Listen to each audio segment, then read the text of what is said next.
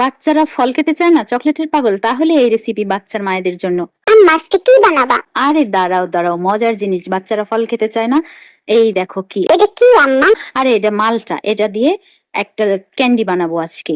কমলা লেবু দিয়েও হবে। প্রথমে মালটাটা ধুয়ে নেব, ধুয়ে নেওয়ার পরে এইভাবে কুচি কুচি করে কেটে নেব, মানে পিস পিস করে। আমারটা একটু ভুট্টা মারা শেপ হয়েছে, আপনি একটু সুন্দর করে শেপ করে নিয়েন, পছন্দ মতো, কোনো ব্যাপার না। রস বের করা নিয়ে কথা।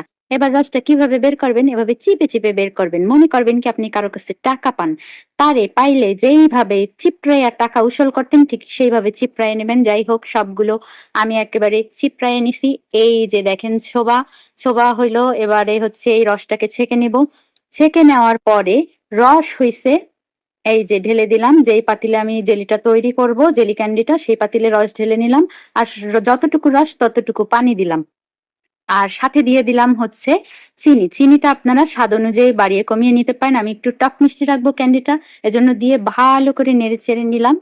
এইবারে হচ্ছে আসল খেলা। নাড়িয়ে চাড়িয়ে মেশানোর পরে এর মধ্যে দিতে হবে ক্যান্ডি ফর্মে আনার জন্য আগার আগার।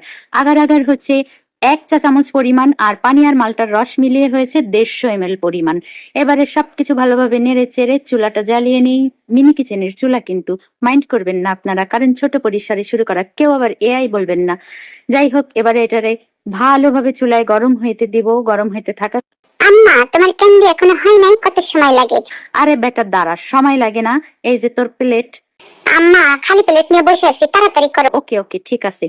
যাই হোক, একটু পর পর এই মিশ্রণটা ভালোভাবে চুলায় নেড়ে চেড়ে দিতে হবে, না হলে গরম তাপে এটা হচ্ছে পাতিলের নিচে আটকে যাবে, কামড়ে কামড়ে ধরবে। এজন্য একটু পর পর নেড়ে দেবেন যাতে লেগে না যায়। যাই হোক, কখন বুঝবেন হয়ে গেছে, যখন দেখবেন আগার আগার পাউডারটা গলে গেছে। আরো একটা বোঝার পদ্ধতি আছে, এভাবে একটু চামচে করে উঠিয়ে রাখবেন। উঠিয়ে রাখার পরে দেখবেন কি এভাবে জমে গেছে, তখন বুঝবেন আপনার এটা পারফেক্ট হয়ে গেছে। তারপরে কি করবেন, গরম থাকতে থাকতে এটা মোল্ডে, বাটিতে, প্লেটে, যাতে খুশি ঢালবেন। আমার কাছে চকলেটের মোল্ড ছিল, আমি চকলেটের মোল্ডে খুব সুন্দর করে গরম গরম অবস্থায় এভাবে ঢেলে দিচ্ছি। সিলিকন মোল্ডে খুব ভালো সুবিধা, চকলেট শেপে হয়। যদি মোল্ড না থাকে অবশ্যই যে কোনো প্লেটে দিবেন বা যে কোনো ডিজাইনার বাটিতে দিতে পারেন, এটা আপনার অভিরুচি। কিভাবে ডিমোল্ড করবেন সেটাও আমি দেখিয়ে দেবো। যাই হোক, আমার কাছে বাটি ছিল, বাটি দুইটা কিন্তু সিলিকনের না, এটা শক্ত বাটি, একটু ডিজাইনার লাভ শেপের বাটি। এটার মধ্যে আমি ঢেলে দিলাম। ঢেলে দেওয়ার পরে এটা হচ্ছে রেখে দিব, বাইরের টেম্পারেচারে রাখবো হচ্ছে আমি 1.5 ঘন্টা মতো। আর যদি ফ্রিজে রাখেন 40 মিনিট রাখলে ফ্রিজের নর্মালি হয়ে যাবে। এই যে গ্লোরি, গ্লোরি তাকাও। আম্মা হয়ে গেছে তোমার?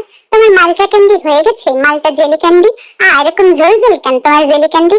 আরে বোকা, এইটা হইলো তোর খাবার, ওইটা তুই ডিমোল্ড করতে দিব না, জমার জন্য সময় দিছি, তাড়াতাড়ি তুই এটা খাই নে। আচ্ছা আম্মা দাও দাও, তাড়াতাড়ি আমি খাইয়ে নি। মিষ্টি কুমড়া চিকেন আর হলো পেঁপে, কি মজা। যাই হোক, এবারে জমে গেছে, ফিরে আসলাম 40 মিনিট পরে।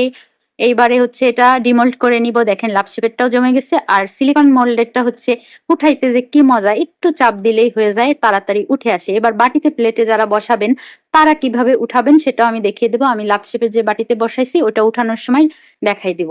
যাই হোক, একে একে সবগুলো চকলেট আমি খুলে নিলাম। এবার বাটিটা হচ্ছে এভাবে ধরে ঘুরায় ঘুরায় চারপাশ থেকে এভাবে টান দিবেন আপনার দিকে। টান দিলে এই যে অটোমেটিক উঠে আসবে। যারা প্লেটে বা বাটিতে বসাবেন, আর ছুরি দিয়ে কেটে কেটে উঠাতে পারেন, কোনো সমস্যা নেই। এভাবে টেনে টেনে দেখেন কি সুন্দর হয়েছে। অরেঞ্জ জেলি ক্যান্ডি গুলো আমাদের বাসার বাচ্চারা খেয়ে তো সেই সুনাম করছে। এই দেখ, তুই খাবি? আম্মা এই লেবুর লেবুর গেরান আসে, একটি টক মিষ্টি, এইসব আমার মতো বড় মানুষের খাবার নাকি? এইসব হলো বাসার পোলাপানের খাবার, তাগো দাও। ওকে ওকে, দিলাম। যাই হোক, এই মালটা ক্যান্ডি বানিয়ে সবাই দেখবেন কেমন হয়, আর বাচ্চারা অবশ্যই খাবে। আল্লাহ হাফেজ।